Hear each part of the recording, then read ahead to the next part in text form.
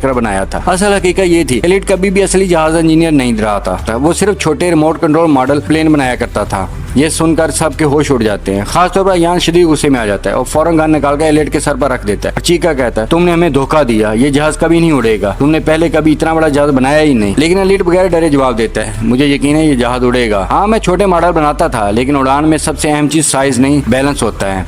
Frank फौरन आगे बढ़ता है और यान को रोक देता है। तभी अचानक एक और तूफान आ जाता है, तेज हवाएं चलने लगती हैं और सब हैरान रह जाते हैं जब जहाज खुद ब खुद हल्का सा हवा में उठने लगता है और सबको यकीन हो जाता है ये जहाज वाकई उड़ सकता है। इनके दिलों में मरी हुई उम्मीद एक बार फिर जिंदा हो जाती है। लेकिन ये खुशी ज्यादा देर नहीं रहती, क्योंकि शदीद रेतला तूफान पूरे जहाज को रेत में दफन कर देता है। तूफान खत्म होने के बाद सब उदास बैठ जाते हैं। तब फ्रैंक मजबूत लहजे में कहते हैं, हमने इसे अपनी मेहनत से बनाया है और हम इसी में बैठकर यहाँ से निकलेंगे, यही हमारी आखिरी उम्मीद है। ये सुनकर सब लोग दोबारा खड़े हो जाते हैं। वो मिलकर जहाज को रेत से निकालते हैं और घसीट कर इस जगह ले जाते हैं जहाँ जमीन सख्त थी।